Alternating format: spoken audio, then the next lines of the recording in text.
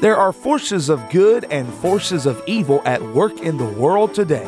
What are these forces? Who is responsible for the good? And who is responsible for the evil? Richard Schaff talks about current events which are rarely discussed by the mainstream media, events that affect us all. This program seeks to identify, to inform, and to equip the believer for what's ahead. Welcome to What in the World is Going On?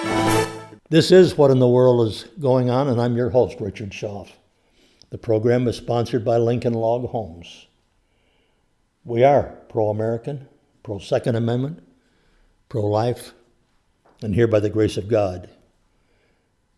This is Monday, November 23rd. I spent the last 2 or 3 days wondering what to bring you because so many things seem pending. We're going to talk about one of the pending things right now that I think is of prominent importance, and I want to give you my opinion and back it with some professional opinion by those even more knowledgeable and professional than me. Sidney Powell's separation from the Trump team had nothing to do with Dominion conspiracy theories. Pennsylvania has been on track now to probably go to the Supreme Court. That's path one. Georgia has 2 senators up for re-election. They'll determine the power and the way the Senate goes, whether it's Democrat or Republican. My opinion is that Sidney Powell has very serious charges that she's about to bring to a Republican governor and those around him, the head of the elections in Georgia. She could bring reproach on the president's position, on those 2 senators that are so vital for the Republicans to win. But at the same time, the other part of the legal staff is trying to get this case before the Supreme Court where they can bring the total for electors for Biden down off that magic mark. If he doesn't have the necessary electors, it'll be decided by the U.S. House of Representatives, and I think that would be favorable for the Republicans. So what do I think is happening? I think that they are separating so that what Sidney Powell does and has to do to prove Dominion's false stacked deck is to separate herself from the other part of the legal staff that's going to get the electorate down from the magic 270. The standard response from mainstream media to yesterday's bombshell is that Sidney Powell was a boot from the Trump team for spreading the Dominion conspiracy theories. It's not true. It's not true. When news that Sidney Powell had been removed from the Trump campaign's attorney group, theories started running rampant as to why it happened. After all, she'd spoken at the press conference in the week before, standing side by side with Rudy Giuliani, Jenna Ellis. President Trump has tweeted she was part of the team. What happened, folks? Well, most assumed that since she's been talking about Dominion voting system so much in the last few days that she was being booted over a conspiracy theory that isn't panning out. Except it is. Not only did Giuliani bring up Dominion during the press conference and again during his Wednesday podcast, but President Trump had tweeted about Dominion the day before. Another theory is that since Powell started going after Georgia Republicans, including the governor, Brian Kemp, the Trump team had to distance itself so they weren't being accused of going after their own team. And they were. And they were. Giuliani noted, Sidney Powell is not part of the Trump team. Well, the statement coming after Powell provoked controversy in an appearance on Newsmax TV Saturday night in which she alleged massive voter fraud in Georgia. saying there was possibly pay-for-play kickback to public officials, possibly even Georgia GOP Governor Kemp for a late grant to use Dominion voting systems. Sidney Powell is practicing law on her own. She's not a member of the Trump legal team. She's also not a lawyer for the president in his personal capacity. That is a statement signed by Giuliani and Jenna Ellis. That was Trump's campaign senior legal advisor and personal attorney to the president. Powell appeared as recently as last week at a press conference alongside Giuliani, Ellis, and other members of the Trump team and took her turn at the microphone. Oh, yes. Trump expressed concerns after the news conference that Powell's claims were too outlandish and would distract from other legal arguments. That, according to a person familiar with the discussions. The president had referred to Powell as one of his lawyers. That was on November 14th. Rudy Giuliani, Joseph DeGenova, Victoria Tossing, Sidney Powell, Jenna Ellis, a truly great team, adding to our other wonderful lawyers and representatives. A quote from Trump in one of his tweets. More. Got an article here from Hal Turner, dated to just yesterday, November 22nd. Georgia's Republican Governor Brian Kemp and the Georgia Secretary of State, Brad Raffensperger, both allegedly took money from the communist China, perhaps to intentionally throw or steal the November 3rd election in that state. They wanted to throw it to Joe Biden, according to a very high-level sources from his years working as a national security intelligence with the FBI Joint Terrorism Task Force. The feds have proof of the payments to both Kemp and Raffensperger. The Trump election legal team forced the president to wait before revealing this until both Kemp and Raffensperger certified the election results. According to those same sources, once Kemp and Raffensperger certified the results, their crime was complete. Both men certified those election results this week. By law, Mr. Raffensperger was obligated to certify the election before 5 o'clock on Friday. Governor Kemp had to certify them by the results at 5 o'clock on Saturday. Both men did exactly those acts. The implications of this revelation are staggering. First, that a sitting Republican governor would stab his party's president and our nation in the back for a foreign government is utterly horrifying. People are already asking, my God, what could they have offered that he would sell out his own people, his own country? That a foreign nation would dare to pay money in order to rig or steal a U.S. presidential election. Hey, it's a cause for war. China appears to have tried to steal our freedom by stealing our elections. War is justified. Again, the national security intelligence sources with whom I have spoken, this is the writer here, Hal Turner speaking, they assured him that this information is solid and the proof is already in government hands.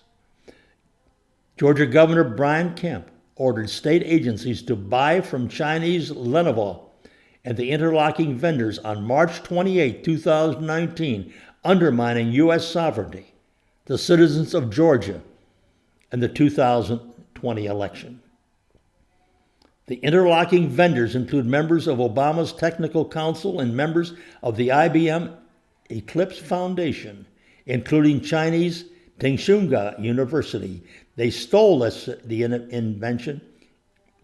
invention of social networking from Columbus, Ohio-based Leader Technologies, including IBM, Dell, and others. These systems were used in the 2020 Georgia election. How did the Secretary of State, Brad Raffensperger, he's the election chief, not know this since his election machines ran on this infrastructure? Kemp's more than 5% share holding in First Madison Bank and Trust, now United Community Bank, puts him in direct relationship to Lance Drumwood. He is with Rothschild, TD Canada, Aspen Institute.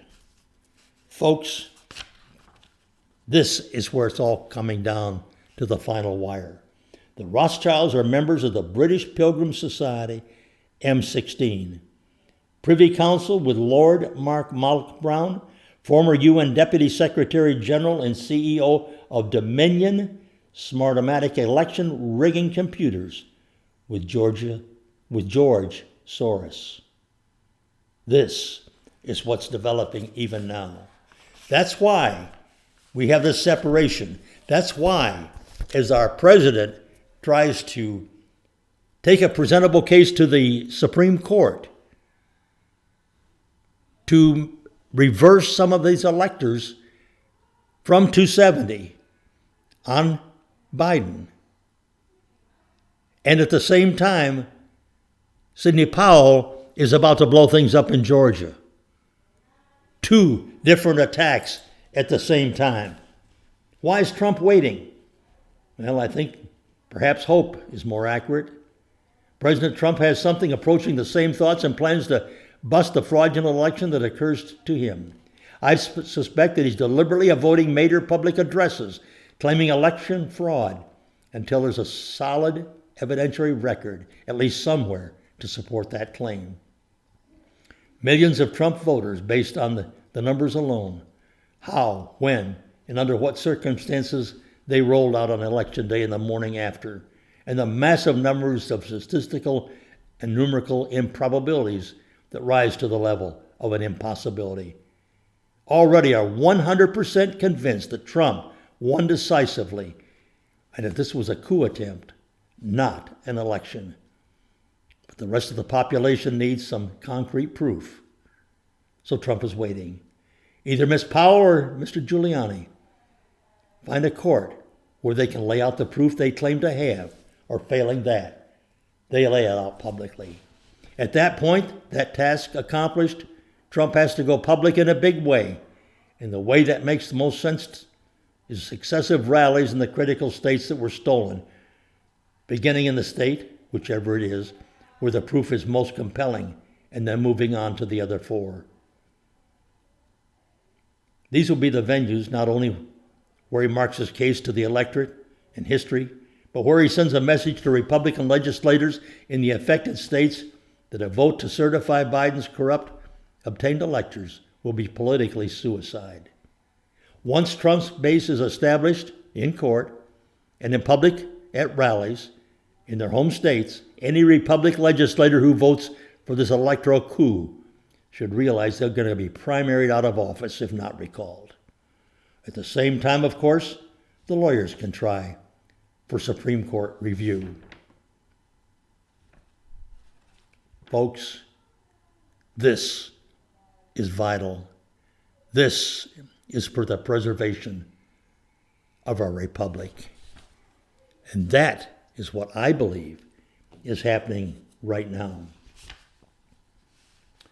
An article I want to share with you some reference from, by Andrea Widberg, Making Sense of the News about Sidney Powell. You probably already know that Trump's legal team announced that Sidney Powell is not a team member. The brief statement leaves unanswered the most important question. Why? Absent solid information, speculation leads to either this is the beginning of the end, or this is all part of the plan. And the author of this article, Andrea Widberg, knows she's leaning to the latter, and I hopefully am too.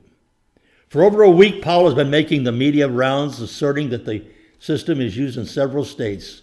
Dominion software, running on Smartmatic machines, originated in Venezuela when Hugo Chavez wanted a system that would clearly swing elections his way.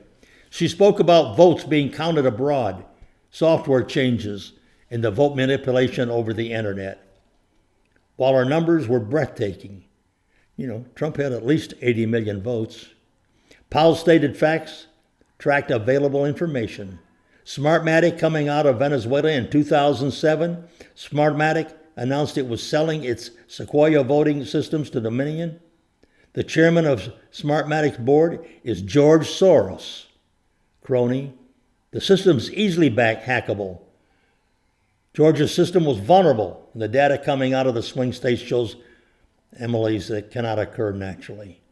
These facts made Powell's contentions credible, and they should be reviewed, and they should be listened to, and give her day in court. The Washington Examiner added the claim that sources close to the president say Powell takes evidence which explains the distancing. Ask yourself if any sources close to Trump have ever been correct. The invariable never-Trumpers. It's possible this time that the source could be correct, but I caution patience. Powell's response was swift, although it's been deleted by Twitter. Oh yeah, Michael Flynn Jr., the general's son, parlayed some of the initial information. He brought it out after Twitter shut Powell out. Isn't it great? In closing,